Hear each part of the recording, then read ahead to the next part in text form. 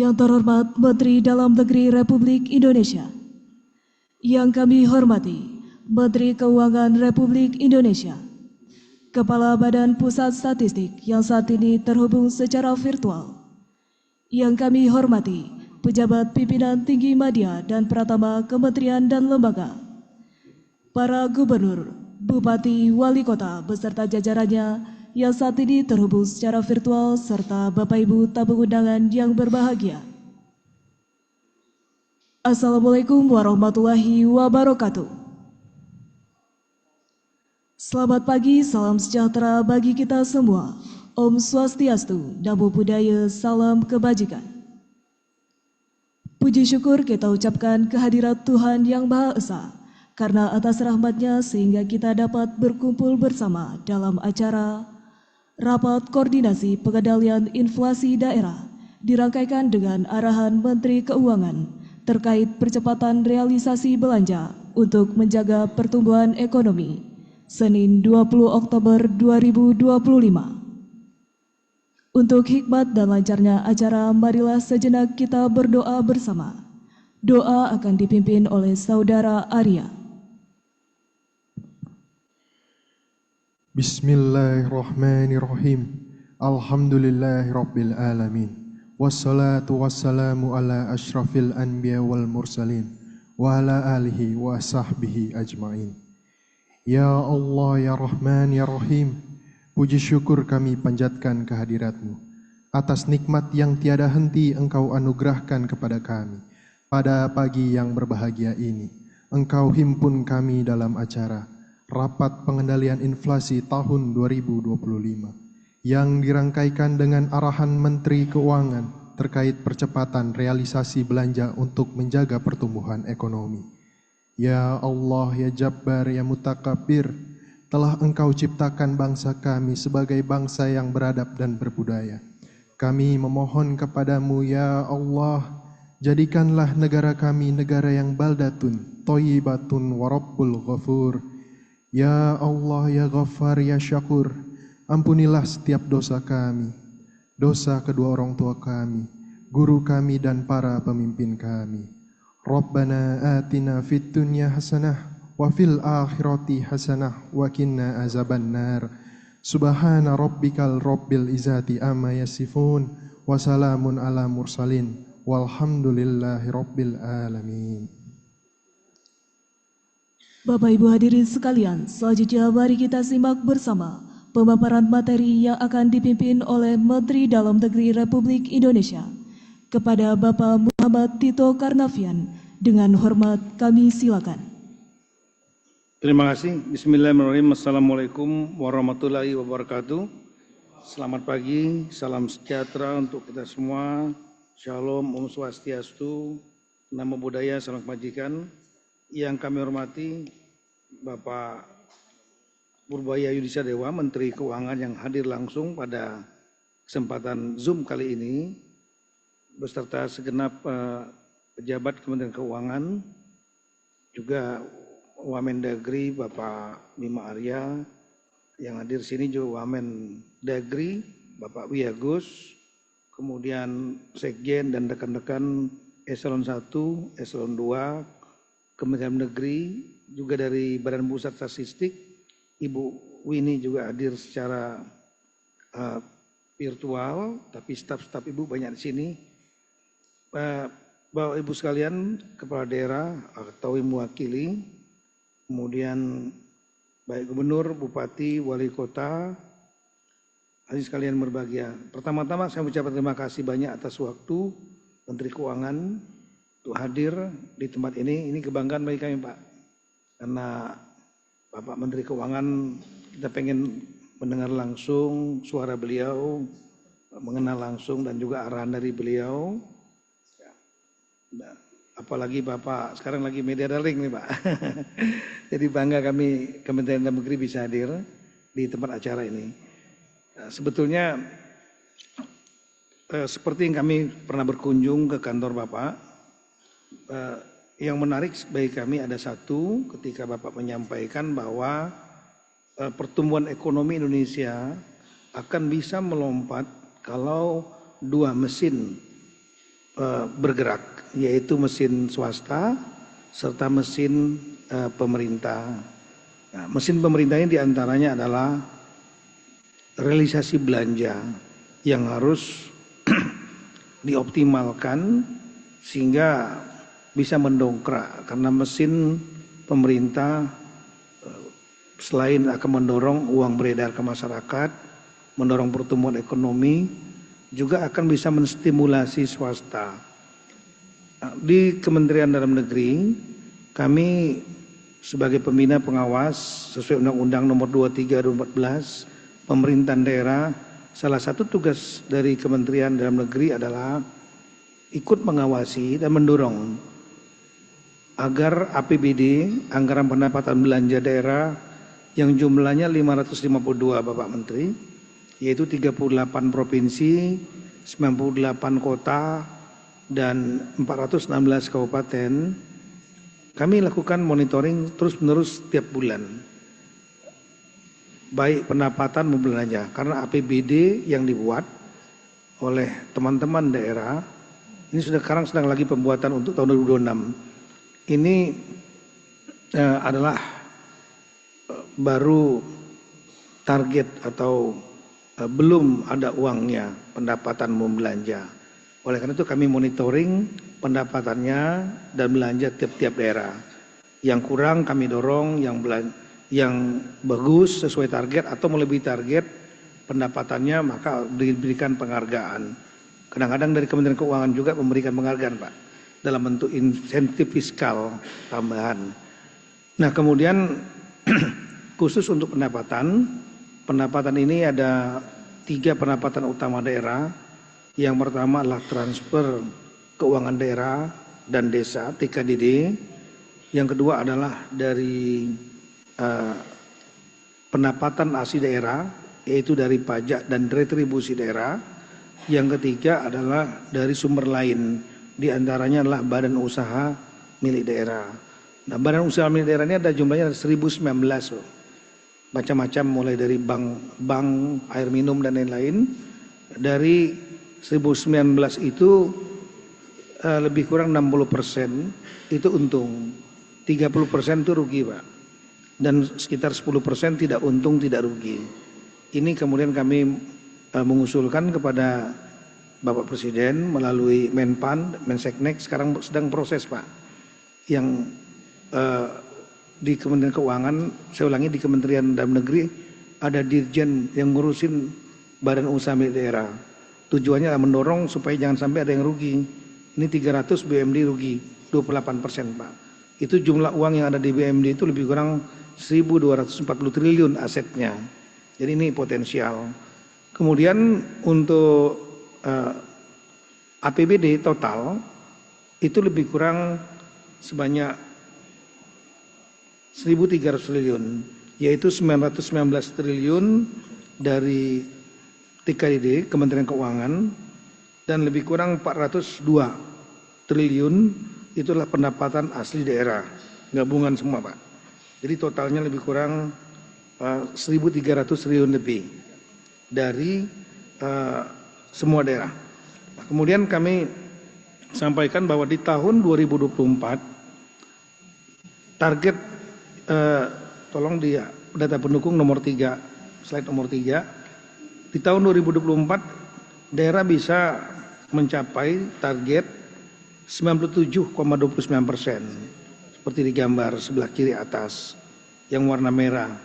Yang warna biru adalah 2023. Jadi di tahun 2004 lebih tinggi daripada 2023. Nah, tapi kalau kita melihat grafiknya di bulan Oktober itu baru 73%.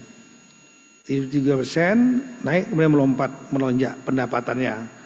Ini sudah menurut kami sudah cukup bagus, bisa mencapai hampir 100%, 97,29%. Gabungan total provinsi, kabupaten, kota.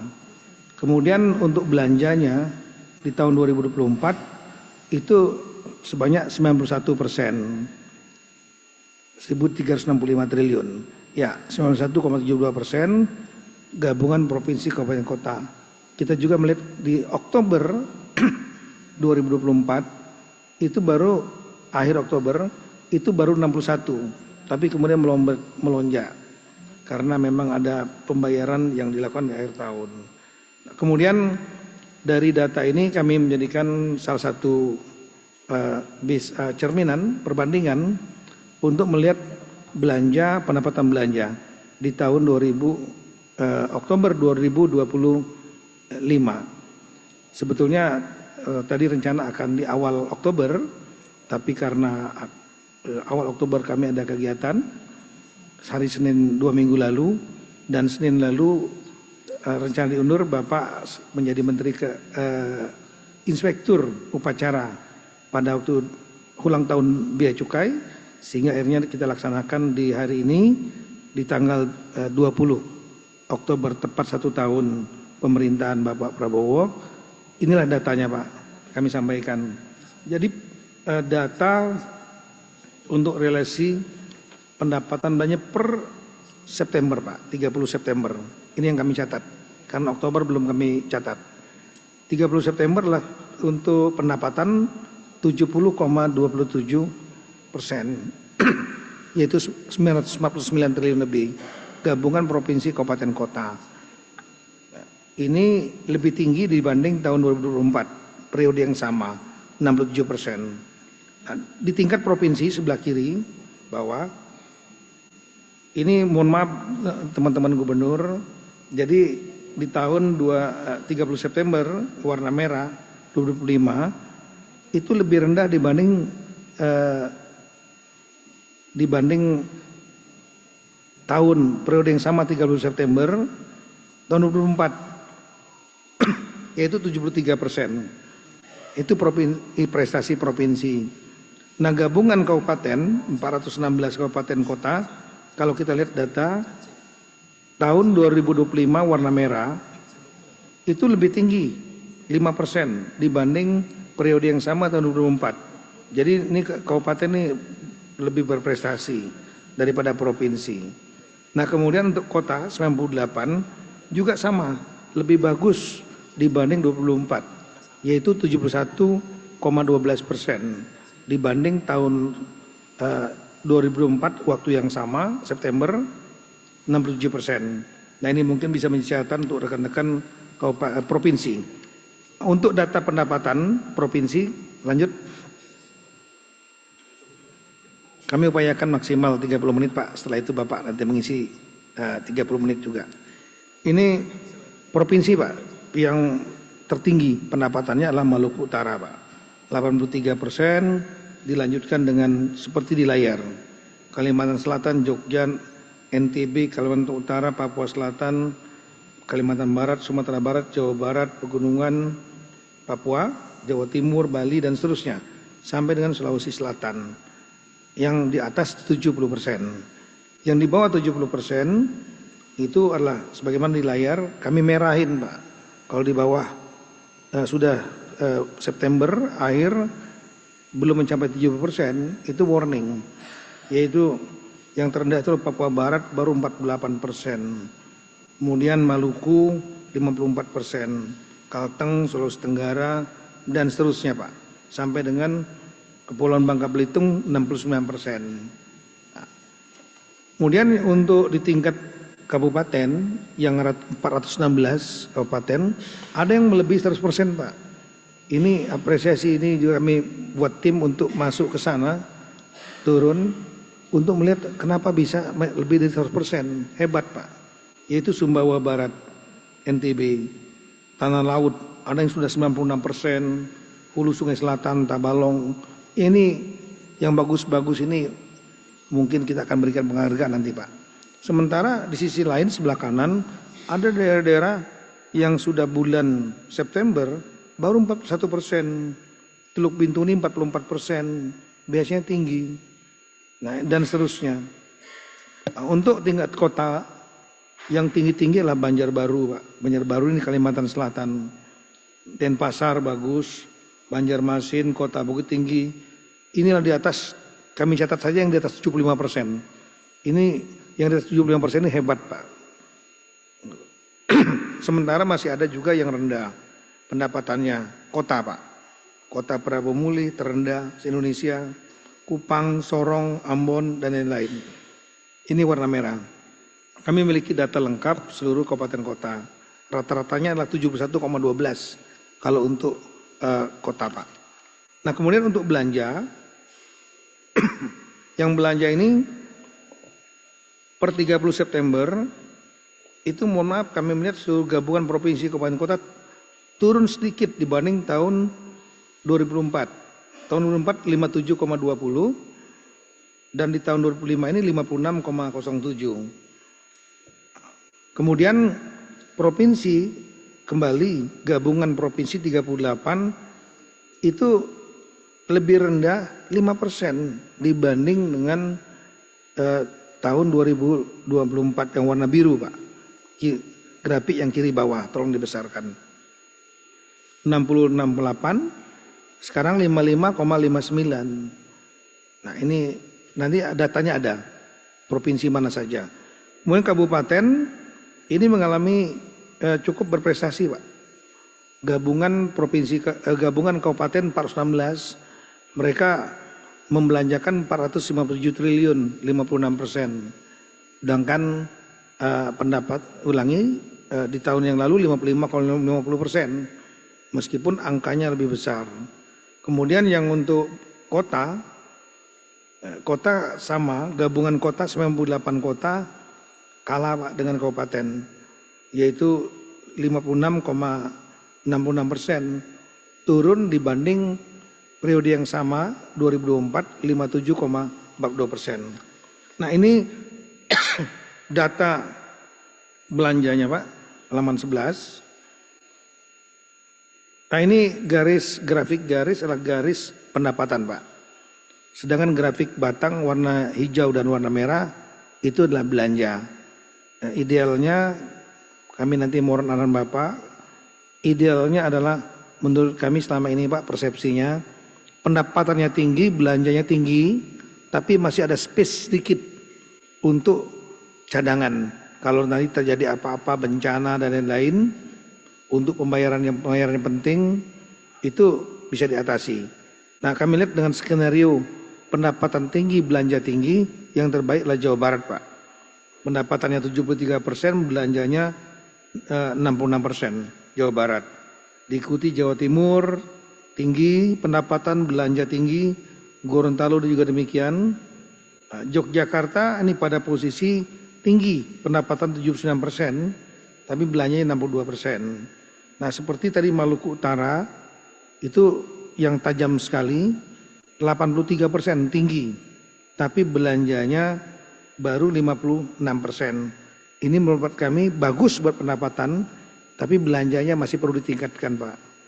Nah kemudian yang agak mepet seperti di Lampung, ini bagi kami warning, Pak. Yang warna Lampung yang di dalam, iya. Karena pendapatannya 62%, belanjanya 61%. Artinya tidak ada space kalau ada apa-apa. Ini terpaksa harus ngutang atau minta bantuan pusat, Pak, kalau ada apa-apa. Nah yang kemudian yang sebelah kanan, ini belanjanya rendah, Pak. Papua Barat Daya 40%, Kalteng rendah, Maluku, Papua Selatan, Kalimantan Selatan rendah. Nah, padahal Kalimantan Selatan misalnya pendapatannya 79%, Pak. Coba lihat Kalimantan Selatan, pendapatannya tinggi 79%, tapi belanjanya 44%. Ini enggak ideal, Pak, menurut kami, Pak. Yang ideal pendapatan tinggi, belanja tinggi. Nah kemudian untuk tingkat kabupaten yang pendapatan tinggi, belanja tinggi adalah bagus yang Lebak, Pak. Kabupaten Lebak sebelah kiri. Kemudian Bengkayang, Purbalingga, dan lain-lain. Kabupaten Batang 80% pendapatan, belanjanya sudah 68%. Itu bagus, Pak. Batang 81%, ya. Nah, yang sebelah kanan ini banyak pendapatan tinggi. Misalnya Bojonegoro, Jawa Timur. Pendapatannya 86%, Pak. Tapi belanjanya baru 40%. Kemudian juga seperti di Kabupaten Balangan. Balangan ini di daerah Kalimantan Selatan, ya. Itu 75% belanjanya baru 34%. Kalau kami melihat, kalau pendapatan ini Pak, prestasi dari Kepala BKAD, Badan Keuangan dan Aset Daerah, dan Kadispenda Pak. Itu prestasi utamanya. Karena BKAD, Sekda ngurusin TKDD dari pusat, Kadispenda nyari sendiri Pak, dari PAD. Jadi kalau tinggi berarti dua itu yang berprestasi. Tapi kalau seandainya yang warna merahnya, grafik batangnya merah Pak, ini berarti OPD-nya, kepala dinasnya, ini yang perlu dilihat oleh kepala daerah, mana yang lambat kepala dinas. Seperti ini nyomplang sekali yang Bojonegoro tadi 86% pendapatan, belanjanya baru 40%. Ini untuk kota, skenario pendapatan tinggi belanja tinggi yang terbaik adalah Banjar Pak. Kota Banjar Kalimantan Selatan, Kota Banda Aceh, Sukabumi ini bagus Pak. Yang warna hijau. Kota Ternate perlu waspada. 65% pendapatan, belanjanya 64%. Sementara yang di sebelah kanan tinggi seperti Kota Banjarbaru 87%, baru belanja 48%. Ini yang skenario bagus pendapatannya, tapi jangan disimpan uangnya, kira-kira begitu. Nah kemudian terakhir kami mau menyampaikan kepada Bapak mengenai data dari BI, itu menyampaikan bahwa daerah itu ada di bank sebanyak 233 triliun, sebagaimana sebelah kiri Bapak. Dalam bentuk giro 178 triliun, simpanan di Pemda 48 triliun, tabungan 7,43 triliun, gabungan provinsi kabupaten kota. Per provinsi kita lihat di sana 60 triliun, ulangi, ya 60 triliun itu ada di provinsi. Kalau melihat dari data dari BI ini Pak, tertinggi adalah di yang tadi, tertinggi adalah di DKI 14 triliun lebih, kemudian Jawa Timur 6 triliun lebih, Kalimantan Timur 4 triliun lebih, Jawa Barat 4 triliun lebih, dan seterusnya Pak. Nah, di tingkat kabupaten itu totalnya adalah 134 triliun, jumlahnya 416 kabupaten kota Pak, yang sebelah kiri. Terbanyak adalah di Bojonegoro 3,6 triliun, Kutai Barat 3,2 triliun, Talaut 2,6 triliun, dan seterusnya. Kemudian ini untuk kabupaten. Untuk kotanya yang ada dicatat dalam di data BI 39 triliun Pak. Yang tertinggi adalah Banjarbaru 5,1. Ini mendapat kami data yang mohon maaf kurang valid Pak. Karena pendapatannya saja nggak sampai 5 triliun. Tapi dari BI menyampaikan itu 5 triliun. Nah, sehingga kami juga melakukan checking Pak. Checking ke ke kasnya masing-masing. Ke kasnya masing-masing, ke daerah-daerah ini.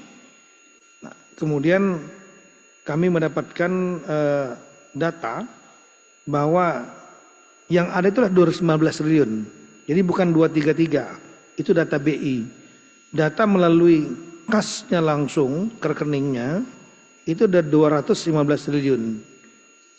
64 triliun ada tingkat provinsi yang warna kuning ya, titik kotak kuning itu. Ya. Kemudian yang di provinsi itu total semuanya ada di 64 triliun. Kabupaten 119 triliun dan kemudian kota adalah 30 triliun. Nah, yang di tingkat provinsi memang yang terbesar lah di rekening kasnya di DKI Pak. 19 triliun lebih Pak. Diikuti Jawa Timur 5 triliun lebih, Kalsel 5 triliun lebih, Kalimantan Timur 4 triliun lebih, Jawa Barat 2, Sumatera 2, dan seterusnya Pak. Nah, kemudian untuk di tingkat kabupaten kota terbesarlah Kabupaten Bojonegoro tadi. Pendapatan tinggi, belanjanya rendah. Ini Pak Bupati perlu duduk bersama dengan berikan penghargaan kepada Kadispenda. Tapi OPD-nya di kepala dinasnya perlu duduk bersama nih, yang kenceng mana, yang lemot yang mana. Ini totalnya adalah seperti yang kami sampaikan tadi lebih kurang 113 triliun Pak. Itu di 419 kabupaten kota. Kemudian kabupaten. Kemudian untuk yang di tingkat kota mana?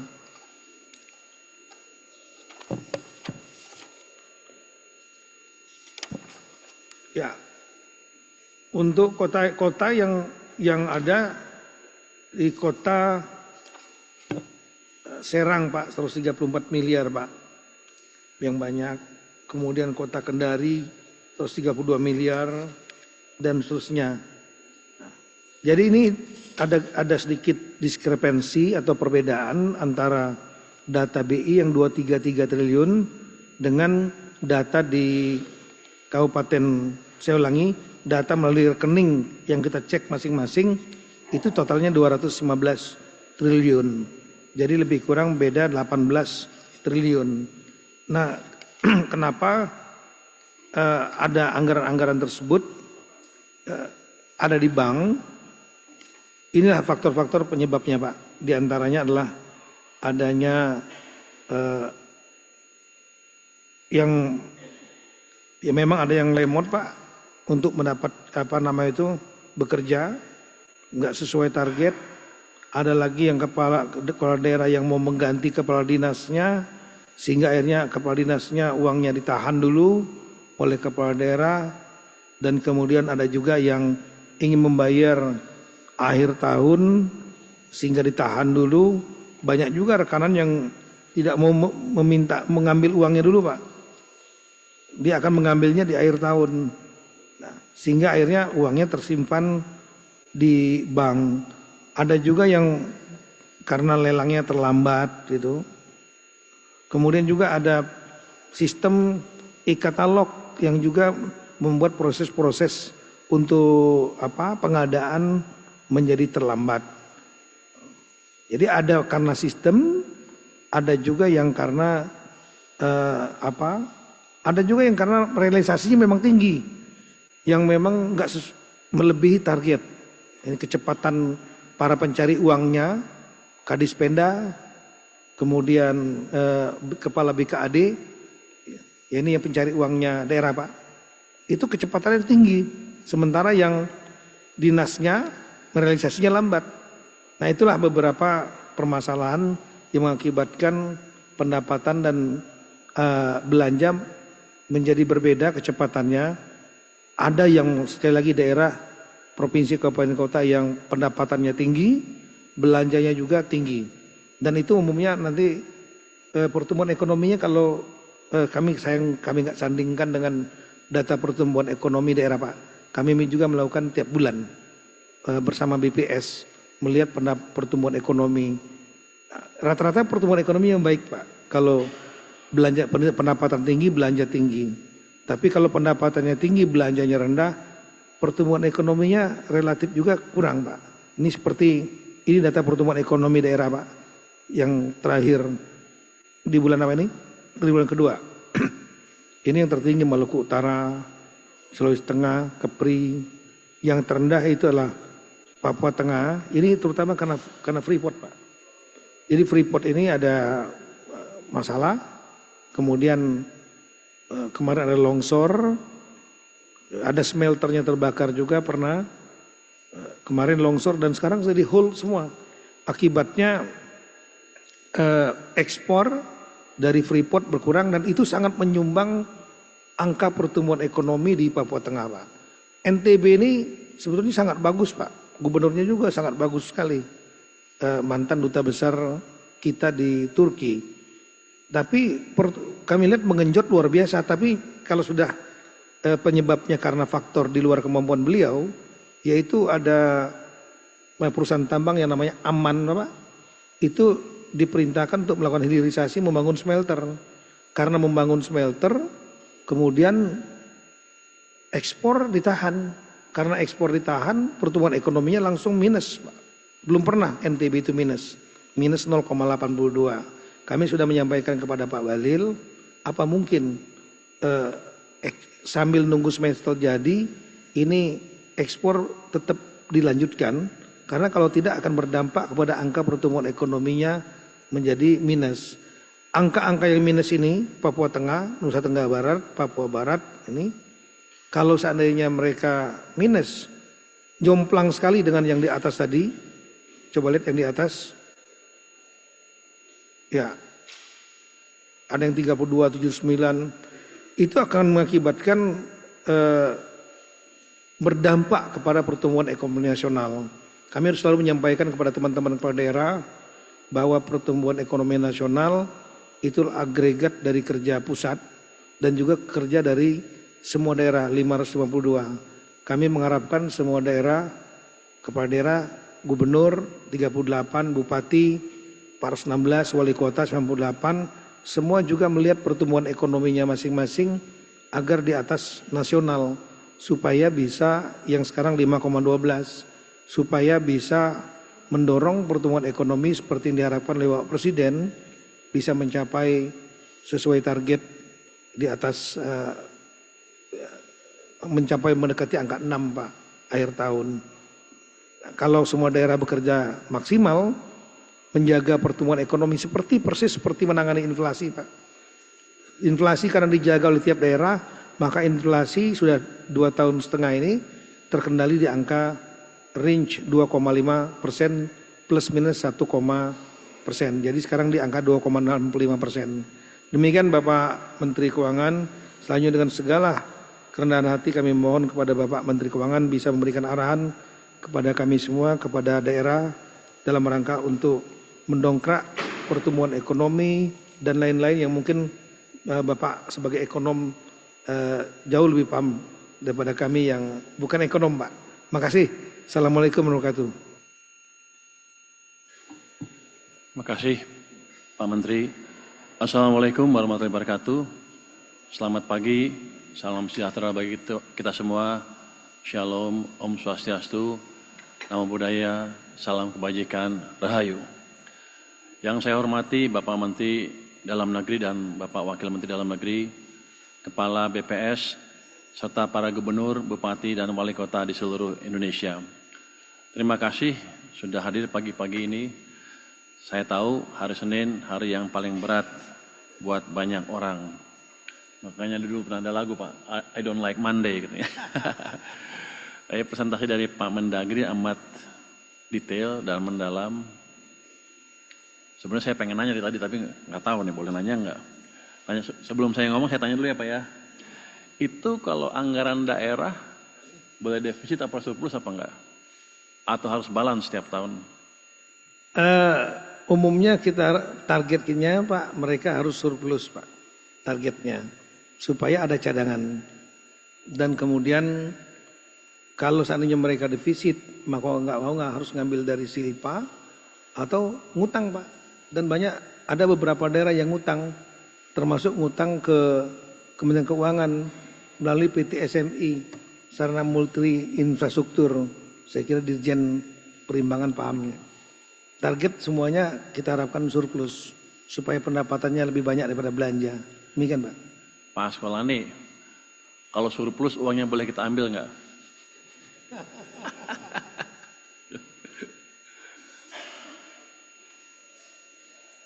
Ya?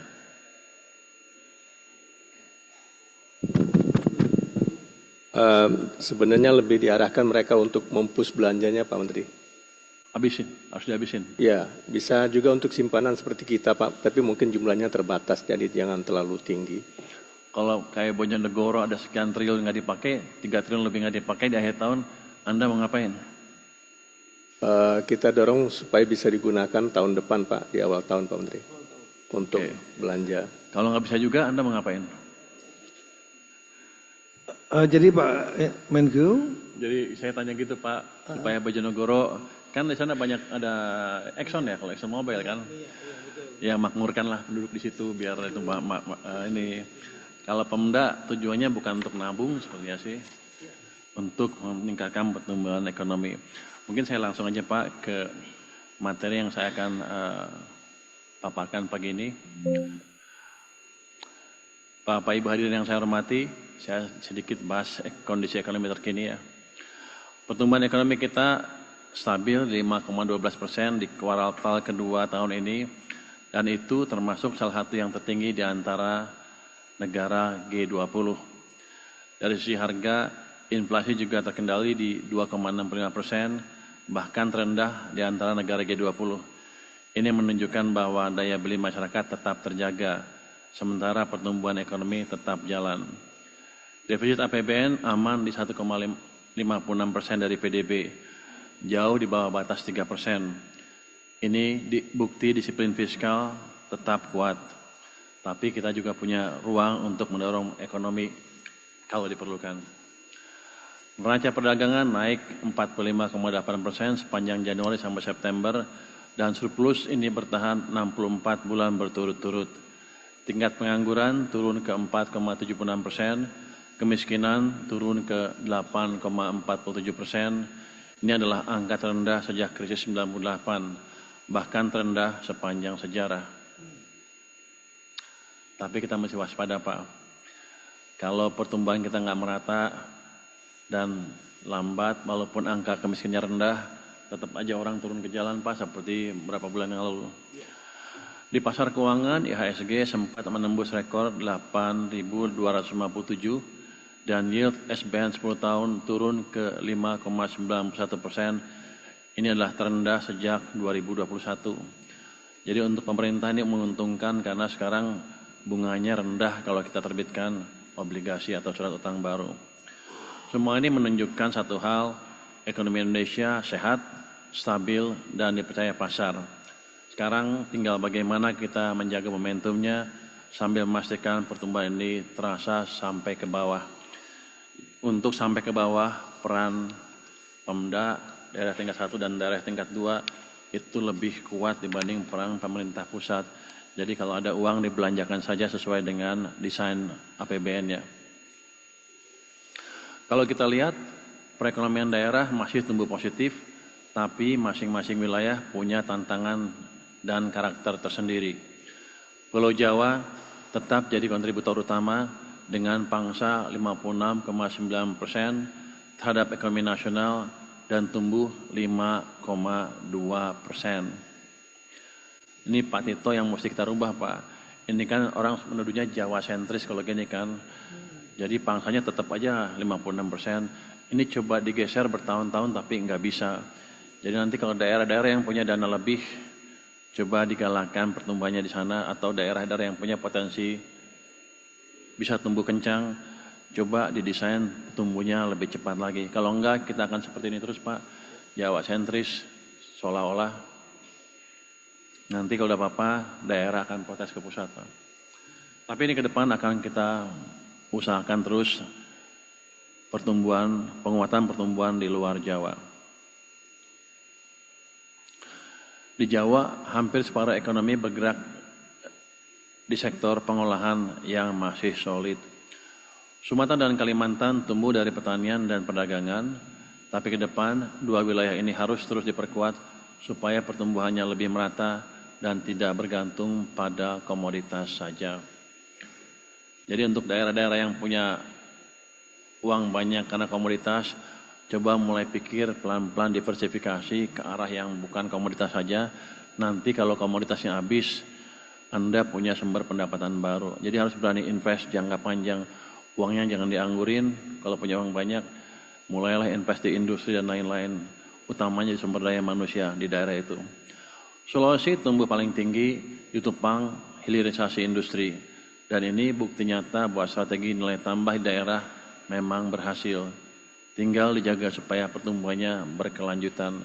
Sulawesi sudah puluhan tahun tumbuhnya di atas 7% terus. Jadi ini harus ditiru oleh daerah-daerah lain. Maluku, Papua, dan Bali Nusa Tenggara juga mulai bangkit, masing-masing dari industri pengolahan dan pariwisata. Tapi ingin saya tekankan, berbagai risiko harus tetap diantisipasi. Karena itu, Pemda perlu terus menstimulasi perekonomian di daerahnya lewat belanja yang cepat, tepat, dan produktif. Next. Bapak Ibu hadirin yang saya banggakan, secara umum inflasi di daerah masih dalam tren terkendali. Dari 38 provinsi, 37 diantaranya mencatat inflasi positif. hanya Maluku Utara yang mengalami sedikit deflasi. Kalau kita lihat, 25 provinsi sudah berada dalam rentang target nasional, artinya pengendalian harga di daerah berjalan cukup baik. Saya ingin cerita sedikit kenapa inflasi itu penting. Yang pertama, inflasi itu bisa menjaga stabilitas sosial politik. Jadi salah satu rahasia kenapa Pak Harto bisa bertahan 32 tahun adalah beliau bisa menjaga stabilitas harga beras utamanya. Yang lain akan ikut harga beras. Jadi inflasi ini amat penting sekali juga untuk meningkatkan popularitas pemimpin daerah. Kalau di daerahnya harganya nggak terkendali, pasti nanti ke depannya kalau ada pemilu nggak kepilih lagi. Kalau bapak-bapak ibu bisa mengendalikan harga di daerah, hampir pasti bisa kepilih lagi tanpa embel-embel yang lain ya. Jadi perut masih merupakan alat politik utama di Indonesia ya. Itu yang pertama.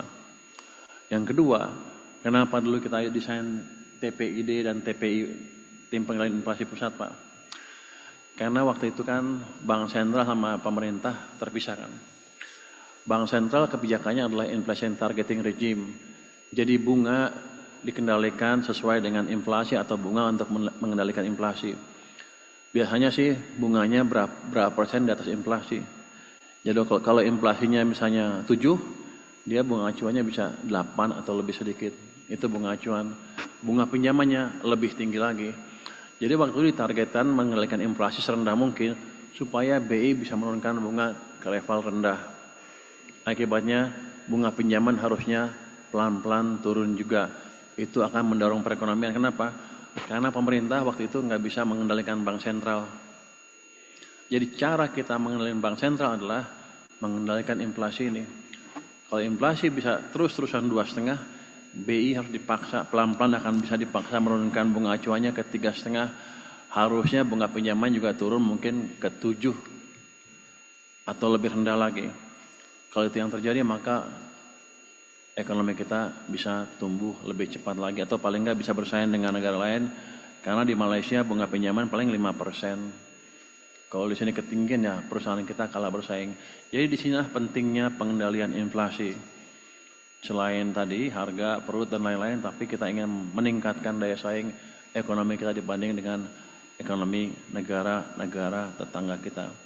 Jadi TPID itu seperti nggak penting, tapi sebenarnya amat penting sekali.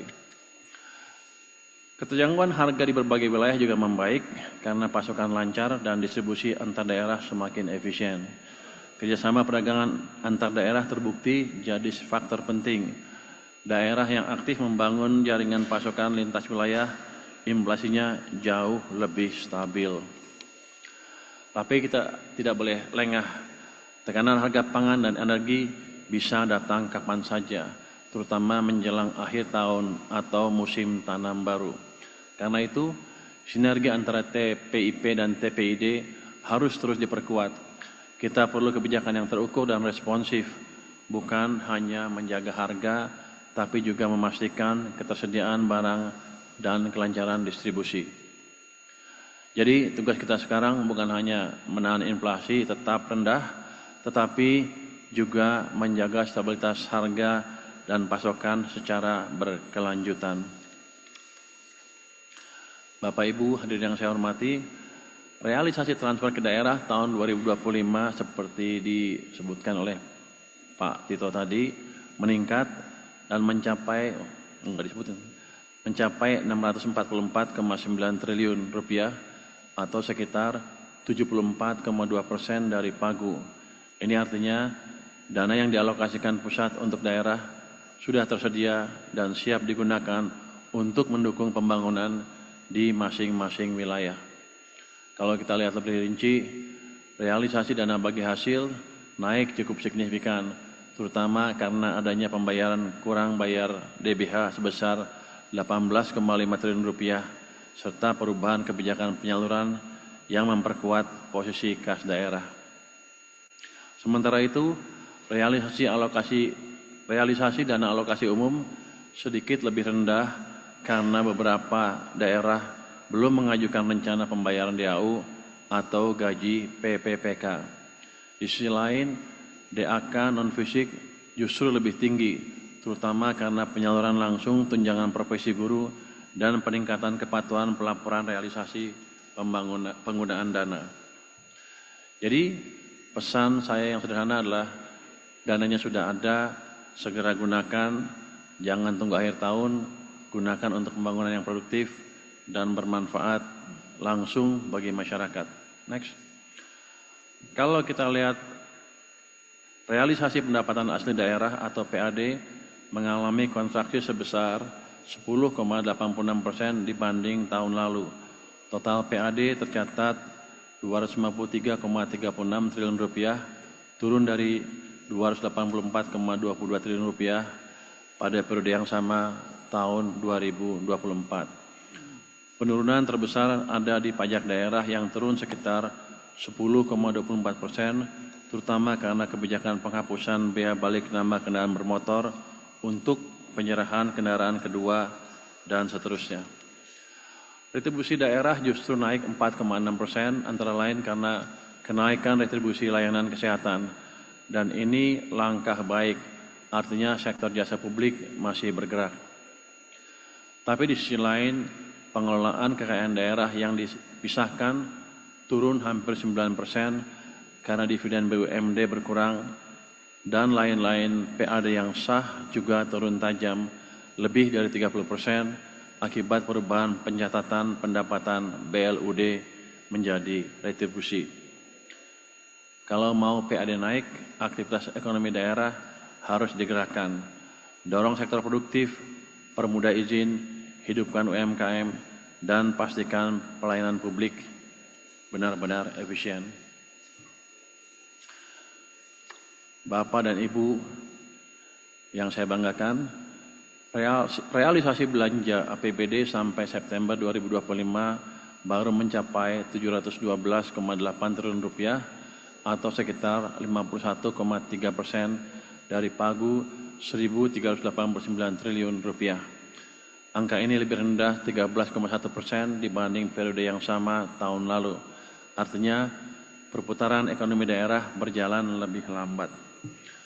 Kalau kita rinci, belanja pegawai relatif stabil, turun tipis 0,7%. Tapi yang perlu perhatian serius adalah belanja modal hanya 58,2 triliun rupiah atau turun lebih dari 31%. Padahal ini belanja yang langsung berdampak ke pembangunan dan lapangan kerja. Belanja barang dan jasa juga turun 10,5% dan belanja lainnya anjlok 27,5%. Jadi memang terlihat ada perlambatan eksekusi di banyak pos. Saya ingin tekankan bahwa percepatan realisasi belanja, terutama yang produktif, harus diutamakan dalam 3 bulan terakhir tahun ini. Uang daerah jangan dibiarkan mengendap di kas atau deposito. Kalau uangnya bergerak, ekonomi ikut hidup, dan masyarakat langsung merasakan manfaatnya. Jadi saya dengar tadi Pak Tito bilang uangnya ditumpukan sampai akhir tahun ya Pak ya? Karena bayarnya di akhir tahun kan, kontraktor-kontraktor itu. Tapi katanya daerahnya naruhnya di bank pembangunan pusat seperti di Jakarta, Bank Jakarta. Itu kan daerahnya uangnya nggak ada uang jadinya. Banknya nggak bisa muterin tuh, nggak bisa meminjamkan di sana. Harusnya walaupun nggak dibelanjakan, biar aja uangnya di daerah, jadi bank daerah bisa nyalurkan ke bisnismen atau pelaku usaha di kawasan itu. Jadi selalu kita bertanya-tanya tuh, kenapa uang di pusat terus numpuknya? Kalau kita sebar ke daerah dan uangnya balik lagi ke pusat, nggak ada gunanya tuh untuk daerah. Jadi ke depan harus dipikirkan lagi supaya uang tetap bertahan di daerah. Kalau bank daerahnya kurang bagus ya dibetulin supaya lebih bagus kinerjanya. Tapi kalau uangnya di pusat terus ya bank daerah juga nggak bisa napas. Dan yang penting adalah pembangunan daerahnya oleh swasta yang pinjam ke bank, kalau uangnya ada di sana menjadi terhambat. Pemerintah pusat sudah menyalurkan dana ke daerah dengan cepat. Sekarang giliran Pemda memastikan uang itu benar-benar bekerja untuk rakyat. Next. Realisasi belanja APBD sampai dengan triwulan ketiga tahun ini masih melambat. Rendahnya serapan tersebut berakibat menambah simpanan uang Pemda yang nganggur di bank sampai 234 triliun rupiah. Jadi jelas ini bukan soal uangnya tidak ada, tapi soal kecepatan eksekusi. Tadi Pak Tito bilang bedanya dengan catatan D itu ada 18 triliun ya Pak ya, kalau dari kas daerah. Justru saya jadi tanya-tanya, 18 triliun itu kemana? Karena kalau bank sentral pasti ngikut, itu dari bank-bank di seluruh Indonesia termasuk di BI, segitu tercatat. Kalau di Pemda kurang 18, mungkin Pemdanya kurang teliti ngitungnya Pak, nulisnya Pak. Kalau BI itu pasti udah di sistem semuanya. Jadi itu mesti diinvestigasi itu kemana yang selisih 18 triliun itu. Tapi nggak apa-apa, selama di daerah digunakan itu udah bagus untuk mendorong ekonomi daerah. Jadi kuncinya itu, jangan ditransfer ke pusat lagi uangnya, jangan taruh di bank Jakarta, tetap aja di bank daerah. Kalau banknya jelek dibetulin supaya uangnya betul-betul muter di sana. Ini sama juga di pusat juga ada. Oh, tuduhan masyarakat ada lagi nih, waktu saya taruh tunjukkan di pusat ada uang 230 triliun, 230 ya? Yang di bank komersial punya pemerintah pusat dalam bentuk deposito, mereka menuduh ini orang pusat main bunga nih Pak. Uangnya taruh di sana, pejabatnya minta bunga dapat kickback kayak gitulah. Jadi ini harus waspadai, betul seperti itu apa enggak? Tapi yang jelas kalau untuk pemerintah pusat akan kita investigasi uang itu uang apa, di mana tempatnya, kenapa ada deposito segitu banyak. Jadi saya pikir Pemda juga meneliti seperti hal-hal itu.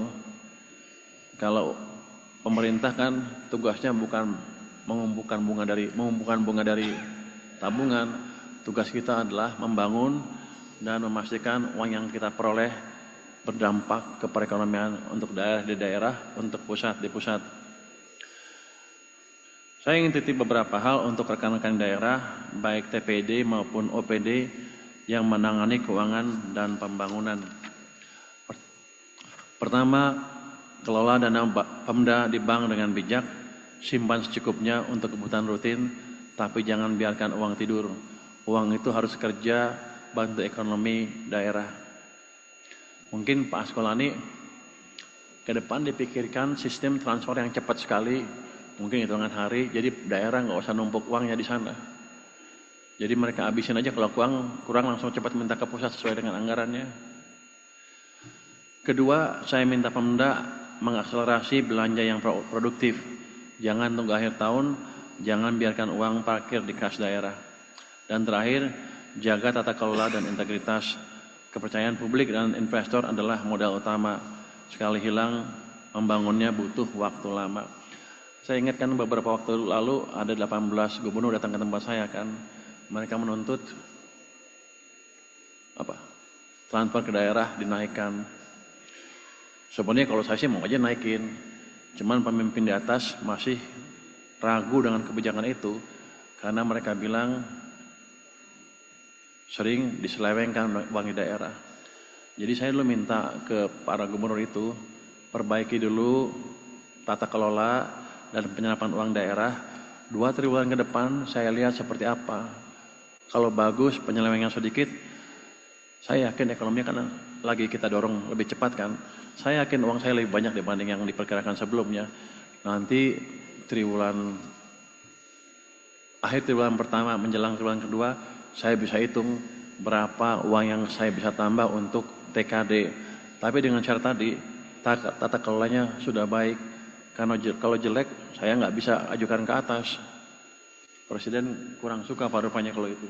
Tapi kalau kita punya bukti bahwa udah bagus semua, harusnya nggak ada masalah kita naikkan. Jadi untuk membantu bapak-bapak di daerah, tolong bantu saya juga untuk mendapatkan track record seperti itu. 2 triwulan saya pikir udah cukup. Triwulan keempat tahun ini dan triwulan pertama tahun depan. Dan terakhir, data KPK juga mengingatkan kita dalam 3 tahun terakhir masih banyak kasus di daerah. Dari suap audit BPK di Sorong dan Meranti, jual beli jabatan di Bekasi, sampai proyek fiktif BUMD di Sumatera Selatan. Artinya reformasi tata kelola ini belum selesai. Nah, hasil survei penilaian strategis, penilaian integritas atau SPI 2024 juga bicara hal yang sama. Skor nasional baru 71,53 di bawah target 74. Hampir semua Pemda masih masuk kategori rentan alias zona merah. Provinsi rata-rata 67, kabupaten 69. Jadi ini memang belum aman. Coba tolong perbaiki 2 triwulan ke depan deh, jadi saya bisa ngomong ke atas. Kalau enggak, saya dimarahin juga kalau ngomong. Kalau saya kan paling penting, untuk saya yang penting adalah ekonominya bergerak. Dan bergeraknya merata, bukan di pusat aja. KPK bilang sumber risikonya ya masih itu aja, jual beli jabatan, gratifikasi, intervensi pengadaan. Padahal kalau itu nggak diberesin, semua program pembangunan bisa bocor di tengah jalan. Jadi mari kita kelola uang publik dengan hati-hati, cepat dan bertanggung jawab supaya ekonomi daerah makin kuat dan masyarakat makin sejahtera.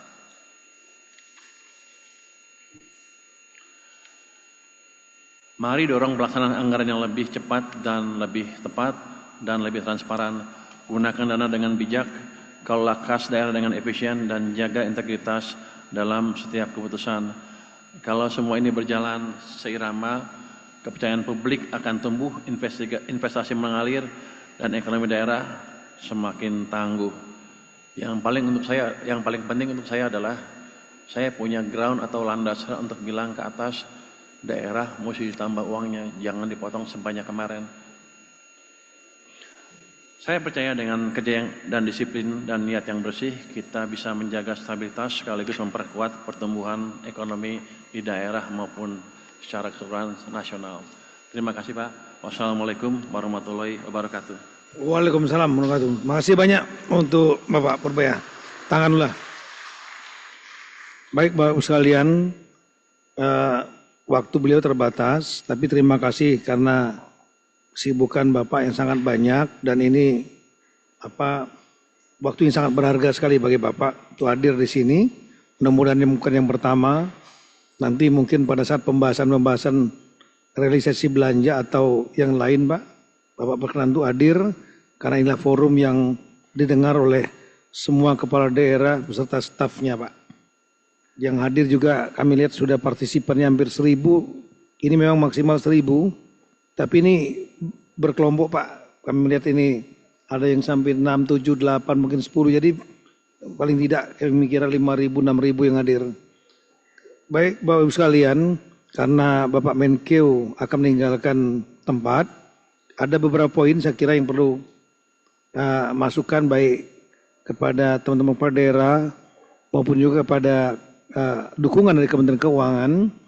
Yang pertama, mohon untuk rekan-rekan Pemda yang pendapatannya tinggi dan belanjanya masih rendah, uangnya disimpan kalau bisa di Bapeda dan dibelanjakan.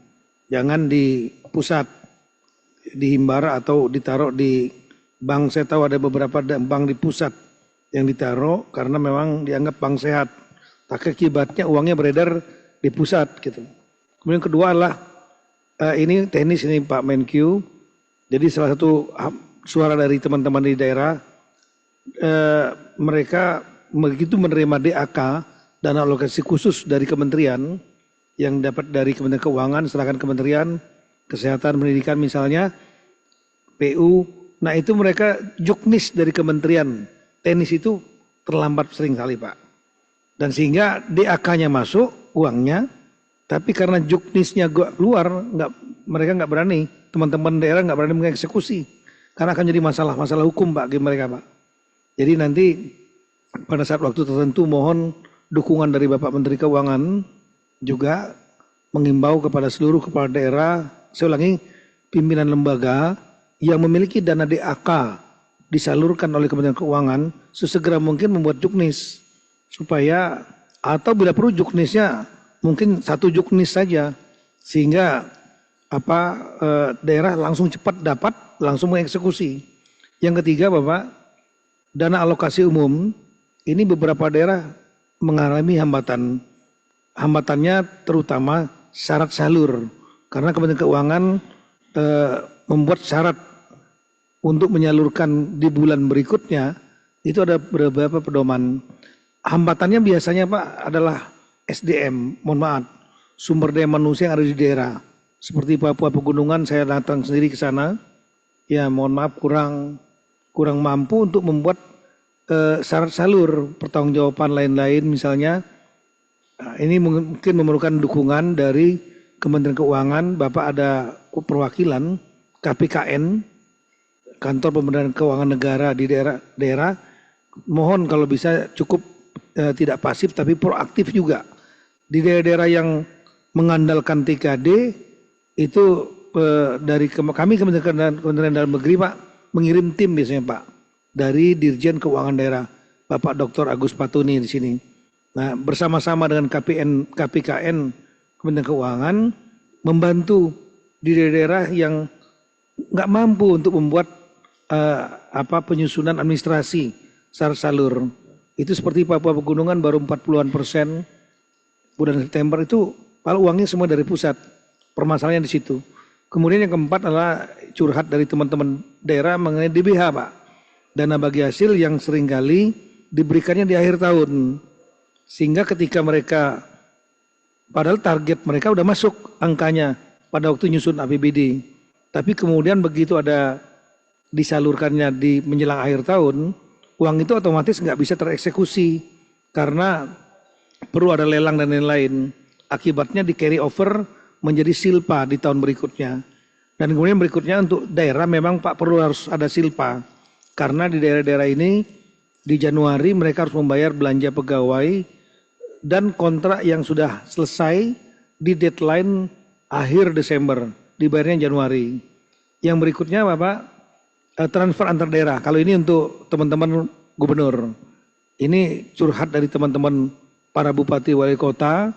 Jadi transfer dari pusat, saya ulangi, dari daerah yang dihibahkan kepada kabupaten kota juga kadang-kadang mengalami keterlambatan.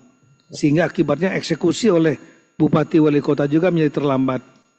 Yang keenam, pedoman penyusunan APBD ini dari Kementerian Keuangan dan Kementerian Dirjen Perimbangan dan dari Dirjen Keuangan Daerah. Kalau bisa penyusunan pedoman penyusunan APBD, mohon maaf ini melibatkan Bappenas juga, dibuat penetapannya lebih cepat, secepat mungkin untuk tahun 2026. Mendahului dokumen-dokumen yang lain untuk penyusunan APBD, misalnya KUA PAS, kebijakan umum, anggaran dan prioritas plafon anggaran sementara. Jadi buat pedomannya dulu. Yang kedelapan, mohon dengan segala hormat kepada rekan-rekan dengan adanya kebijakan terutama dari transfer keuangan daerah ke Kementerian Keuangan kepada daerah, tolong dilakukan exercise dulu. Exercise target pendapatan tahun 2006 berdasarkan TKD yang ada dan kemudian exercise belanjanya. Jangan sampai langsung melihat, wah ini kurang. Tapi exercise dulu. Exercise dan kalau nanti ada permasalahan, kementerian kami sudah menugaskan Dirjen Keuangan Daerah untuk merekap dan tanggal 26 nanti ada rakor Sekda se-Indonesia, tolong dibawa datanya. Kami ingin lihat daerah mana persisnya yang akan mengalami problema. Atau kita akan lihat juga problemanya nanti. Bersama-sama dengan Dirjen, mohon izin Pak Menkyu, dengan Dirjen Perimbangan Bapak Askolani, kita akan mengupas daerah-daerah yang merasa terdampak. Kami kira itu Bapak sekalian poin-poin yang kami sampaikan. Terima kasih banyak pada Pak Menteri Keuangan sekali lagi atas waktunya. Kalau Bapak mau nambahkan lagi silakan. Tapi kalau Bapak mau meninggalkan tempat, kami paham Bapak sangat sibuk sekali. Terima kasih banyak juga kepada seluruh teman-teman kepala daerah. Nanti jam 10 kita lanjutkan dengan rakor inflasi. Saya harus bergeser ke Kementerian Pertanian. Terima kasih banyak. Assalamualaikum warahmatullahi wabarakatuh. Ini mesti dijawab nggak? Bahasan komplain dari Bapak. Saya jawab cepat aja ya. Juknis terlambat keluar, nanti dimonitor ya Pak Askolani, kementerian mana aja yang terlambat ngeluarin Juknis, Anda organize lah biar cepat. Terus yang kedua, DAK hambatannya syarat salur, SDM-nya kekurang, nanti dibantu Pak untuk daerah-daerah yang kurang bisa kasih informasi ke kami kali ya, mungkin jadi KPKN di daerah kita juga bisa kita tugaskan untuk membantu. DBH sering dibagi akhir tahun, Pak kalau yang udah clear keluarin aja di awal tahun nggak apa-apa, nggak masalah itu. Kita kan uangnya juga banyak nganggur. Terus Silpa, ini mesti dihitung Pak, Silpa tuh seperti apa sih, berapa persen mereka punya, kalau kebanyakan juga nggak boleh. Kalau kita sedang mengembangkan sistem di mana transfer ke daerah 1 minggu, 2 minggu, minggu pertama awal tahun sudah keluar tuh Pak. Jadi silvanya nggak usah kebanyakan. Terus transfer ke daerah lambat kita akan percepat lagi Pak. Terus yang pedoman penyusunan APBD, emang keluarnya setiap bulan apa Kang buat Pak Askola nih? Siapa yang buat? Oh dari pusat, dari bertiga? Dikeluarin bulan apa biasanya? Yang lead Pak Mendagri Pak, kami join sama Bappenas Pak. Keluarnya kapan biasanya? Harusnya bulan Oktober Pak. Udah keluar sampai mana sekarang? Sekarang sudah Pak, sudah ditetapkan Pak Mendagri. Ya udah jangan sampai lewat Ya. minggu keempat ya. Jangan sampai lewat Oktober. Terus TKD saya setuju Pak, di exercise aja jangan terlalu ini dulu. Yang jelas itu tadi per ini saya tadi, kalau bagus 2 triwulan ke depan, saya ada alasan untuk melaporkan ke atas. Bapak juga kan sebagai catatan kan saya nggak pernah potong TKD, Bapak yang ngatur. Bapak minta berapa nggak saya potong. Tapi yang jelas emang tanggungnya begitu Pak, kalau kita kasih terlalu banyak tanpa ground yang kuat, kita nggak akan disetujui Pak dari atas. Jadi ini kita kerjasamalah Pemda, Mendagri, kami untuk memastikan bisa mengelola dengan baik. Jadi kita bisa bilang dengan alasan yang lebih kuat bahwa kami sudah bisa dipercaya gitu Pak. Mungkin itu Pak jawaban singkat dari saya. Terima kasih. Baik, terima kasih banyak rekan-rekan kepala daerah dan staf, terima kasih banyak. Kami mohon izin Pak Menkyu kalau berkenan ini karena banyak teman wartawan, mereka nunggu Bapak karena mereka senang dengan Pak Menteri yang baru. 10 menit aja Pak ya, 1 pertanyaan 2 pertanyaan saja. Silakan kalau ada teman-teman dari media mau bertanya, kasih mic, 2 pertanyaan saja. Nanti cukup ditujukan kepada Pak Menkyu saja. Kalau dengan saya sudah sering. Tanya ke saya yang jawab Pak Yang Mendagri tapi. Cek, Oh, tanya apa lagi nih? cek. Baik rekan media, jadi pagi ini sengaja kita mengundang Bapak Menkyu. Ya, targetnya cuma satu aja, yaitu mengecek realisasi pendapatan belanja sampai dengan akhir September 2025. Ya, yang tadi sudah kami paparkan bersama seluruh daerah. Nah, kalau ada yang mau menanyakan kepada Pak Menkyu, kami persilahkan. 2 pertanyaan aja, karena beliau mau berangkat. Siapa yang bertanya? Nggak ada, terima kasih. Wassalamualaikum warahmatullahi wabarakatuh. Nggak ada yang nanya Pak? Nggak ada yang mau nanya. Jadi realisasi pendapatan seluruh provinsi kabupaten kota per 30 September itu adalah mencapai 25 ya, 70,7%. Itu cukup bagus. Lebih bagus dibanding tahun sebelumnya. Kemudian untuk realisasi belanja, ini buat data rekan-rekan kalau mau naik media aja. Itu mencapai 56,07. Jadi belanjanya 56,07 per 30 September, pendapatannya 70,7%, 999 triliun. Belanjanya 777 triliun. Sedangkan Bapak Menteri Keuangan selalu menekankan agar belanja dipercepat. Belanja pemerintah termasuk belanja pemerintah harus dicepat untuk mendongkrak pertumbuhan ekonomi. Enggak ada yang nanya? Nah, satu aja. Ya, silakan.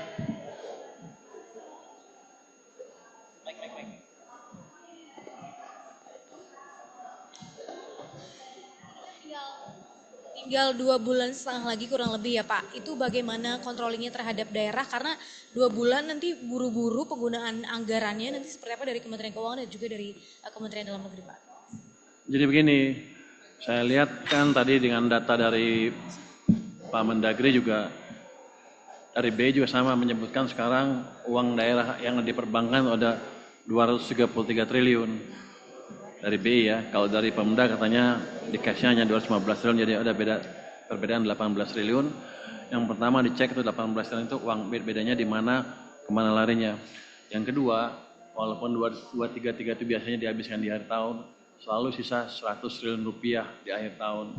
Jadi sebagian katanya diperlukan untuk silpa, untuk bayar gaji atau kontrak minggu pertama, minggu kedua setiap tahun. Ini kita sedang kembangkan sistem di mana daerah tidak lagi perlu silpa, sehingga minggu pertama, kedua setiap tahun tuh langsung ditransfer dari pusat. Pusat sedang mengembangkan sistem seperti itu sehingga silpa yang di pusat maupun daerah tidak akan berlebihan lagi. Saya dapat kabar juga dari Pak Mendagri bahwa uang mereka yang daerah yang berlebih itu ditaruhnya juga di bank di pusat. Di daerahnya juga kering, nggak ada uangnya. Saya sarankan ke mereka kalau bisa jangan ditaruh di bank pembangunan di pusat atau di bank-bank pemerintah yang di pusat. Tapi biarkan aja di BPD daerahnya. Kalau mereka ragu terhadap kinerja BPD-nya, ya dibetulin BPD-nya sehingga uangnya daerah dan daerahnya tetap bisa tumbuh. Jadi kan sama, kalau uangnya di pusat, daerah kering tuh, bisnismen dari daerah nggak bisa dapat pinjaman. Kita kan selalu berusaha meratakan pembangunan ekonomi, meratakan sektor finansial. Tapi kalau daerah harusnya semuanya di pusat, yang nggak rata-rata, kita kirim ke daerah dari pusat, dia masih kirim lagi ke pusat. Di sana kering, di sini numpuk uangnya. Jadi itu salah satu upaya untuk meningkatkan efisiensi pengelolaan uang yang berdampak optimal ke daerah. Terus kalau lebih apa diambil apa enggak, kita lihat dulu, paling enggak tahun ini kita siapkan dulu sistem itu. Kalau udah siap, tahun depan kita akan praktekkan itu. Iya, saya mau nambahkan dikit. Jadi tadi jawab pertanyaan Ibu. Jadi kita mengambil perbandingan 2 tahun sebelumnya, tahun 2003-2024. Di tahun 2024 saja ya. Itu di bulan Oktober 2024 itu pendapatannya mencapai 73%, tapi kemudian di akhir Desember 97%, terjadi lompatan. Belanja juga begitu, belanjanya dari 58% langsung 91% selama 3 bulan. Nah ini kita data September 70% lebih pendapatan. Jadi lebih tinggi daripada bulan September tahun 2024, tapi bisa mencapai 97%. Jadi kita tentu mengharapkan, kami ya bekerja keras pasti tiap bulan untuk mendorong teman-teman kepala daerah supaya mereka meningkatkan pendapatannya seperti skenario tahun lalu. Nah untuk belanjanya di tahun 2024 itu 58% Oktober, sementara sekarang September 56%, tapi bisa belanjanya mencapai target akhir di tahun 2024 31 Desember 91%. Nah, kami bekerja keras lagi nanti untuk mendorong teman-teman daerah yang sekarang mencapai sudah 56%. Kita harapkan nanti akhir tahun paling enggak 91% juga, paling enggak. Saya kira itu. Terima kasih. Ya Pak, saya Zahwa dari CNBC. Terakhir ya. Ya, saya ingin bertanya tadi terkait Pak Purbaya menjelaskan nanti dana yang untuk ditransfer ke daerah akan ditransfer secara keseluruhan. Apakah itu akan mulai ditransfer tahun ini atau mulai tahun depan? Lalu untuk anggaran yang tahun ini kan rata-rata masih penggunaannya 50% mepet dikit gitu Pak. Nah untuk mengejar 2 bulan itu untuk memastikan belanja di daerah itu produktif akan seperti apa dari Kementerian Keuangan dan dari Kementerian Dalam Negeri? Sekian, terima kasih. Sistem yang tadi saya kembangkan itu, kita akan menerbitkan semacam surat utang jangka pendek sehingga bisa untuk likuiditas jangka pendek ya. Jadi kita tidak tergantung ke surat utang jangka panjang untuk mengenai likuiditas. Tapi yang jelas kita pastikan nanti sistemnya sedemikian cepat sehingga minggu pertama setiap tahun itu sudah ada keluar dari uang dari pusat ke daerah. Jadi daerah nggak usah numpuk uang terlalu banyak, itu utamanya. Tapi kan untuk tahun ini masih belum siap lah. Kita siapkan nanti, harusnya tahun depan udah siap ya. Nanti pas akhir tahun depan kalau ada yang lebih baru kita ambil uangnya. Kalau sekarang mungkin masih ada ininya ruang untuk leha-leha sedikit lah. Kalau produktif kan selalu diaudit setelah itu kan. Jadi daerah jangan main-main untuk belanjakan uangnya, nanti ada auditnya. Dan kalau auditnya gagal ya, saya berjanji ke mereka juga, kalau 2 triwulan ke depan bisa meningkatkan kinerja dalam hal tata kelola, mungkin kita punya ruang untuk menambah transfer ke daerah lebih besar di paruh kedua tahun depan. Tapi kalau tanpa itu, saya nggak bisa menaikkan transfer ke daerahnya, karena semua orang akan protes, terutama dari pimpinan di atas ya, bahwa kita menyalurkan uang ke tempat yang nggak efisien dan bocor. Jadi saya minta ke Pemda tadi, rapikan ini 2 triwulan ke depan, sehingga kita bisa dapat penilaian lebih bagus lah, bahwa implementasinya sudah bagus dan sedikit sekali rawan kebocorannya. Untuk tahun depan kita juga tadi dapat masukan untuk mempercepat transfer uang ke daerah. Ada katanya juknis yang terlambat, akan kita percepat. Ada DAK daerah yang sumber dayanya kurang bagus, untuk kurang terlatih untuk membuat pola daftar isian segala macam. Kita akan kerahkan KPKN nanti juga dibantu oleh Pemda dan BPK supaya lebih cepat penyalurannya. DBH juga katanya biasanya sering dikirim lambat, nanti begitu yang udah clear kita kirim di waktu yang tepat. Jadi daerah bisa menggunakan anggarannya dengan optimal. Mungkin itu. Ya, assalamualaikum.